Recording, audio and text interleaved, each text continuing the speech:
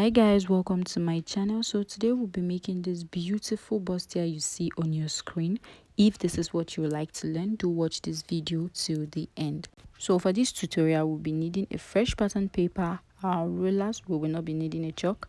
We'll be needing our tape rule, our marker, and our scissors. So I will just set those aside and then I will go ahead to mark my starting line. Initially, I wanted to use this part, but I discovered that my hand will be obstructing the camera, so I decided to use this other end of the paper. So I will just mark my starting line like so, and then I will go ahead to mark my shoulder measurement on it. So after marking the shoulder point, I will come down to mark my chest point. I'll mark my chest point also here, and then I'll mark my bust point, my under bust, and my waistline. So there is this thing I always do if I am not sure of a person's waist length. I will just go downwards with 4 inches from the under bust, and then I will automatically have my waistline. So I'm just going to make those into a straight line like the way you see on your screen. Now after making this into a straight line, I will just mark my shoulder measurement again on my chest line, and then I will connect it into a straight line like you see. So I'll go ahead and mark my neck width of 3 inches and neck depth of 3 inches, and I'll connect it with my armhole curve. I'll go ahead to mark 1 inch downwards from my armhole line for my shoulder slope. Then I will take the midpoint of whatever I have left and I will mark 0.25 inch. I will connect that with my armhole ruler like the way you see on your screen. So after that, I will just go ahead to mark my nipple to nipple measurements. I will mark it on my bust point, I'll mark on my under bust and on my waistline. Then I will use a ruler to connect all the dots together. I'll come downwards from my bust point with ½ inch and upwards with 1 inch. So I will connect from this 1 inch we came upwards with to meet with the midpoint of our armhole. I'm going to connect the lines like the way you see on your screen.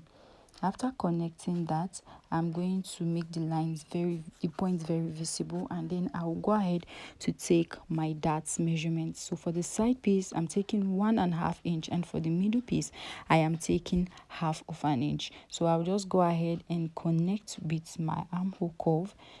I'll connect it to meet with the under bust, and I'll do the same to the middle piece. So after doing that, I will just take the dart for my armhole. I came downwards with 0.5 inches. So I'm just going to connect it like this, and then I'll add an extension of 0.75. This is just to ensure that the side piece is not smaller than the middle piece, and I'll just go ahead to connect my armhole the way you see like so. So after that, I'm just going to go ahead to impute my bust measurements. So I impute the bust measurement on the chest line and on the bust point, and I went ahead also to add 2 inches for sewing allowance. So I'll mark my waist. Whatsoever I have, I'm going to add 2 inches also at the waist, and then I will connect it like so. So yeah, I'm just measuring my side piece to know how much I will be taking for my side dart.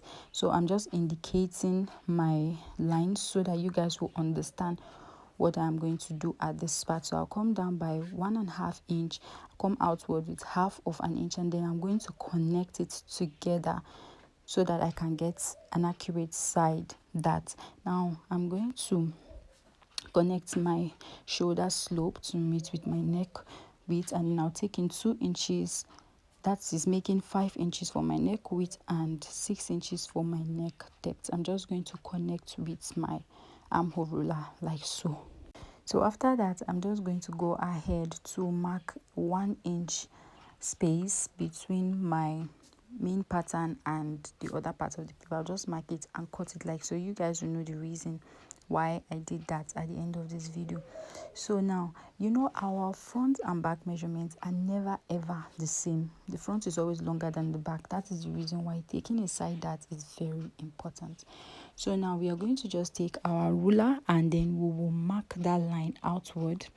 After marking it outward like so, we are going to go ahead and slash it open like the way you see me do on your screen.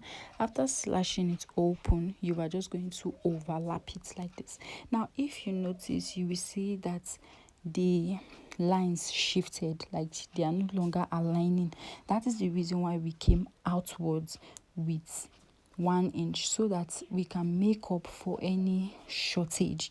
Yes, so now I'm just going to go ahead and tape that part together. And another advantage of a side that again is that it gives your cup this roundness. So I'll go ahead and connect this together like the way you see me do, and then I am going to cut out that part.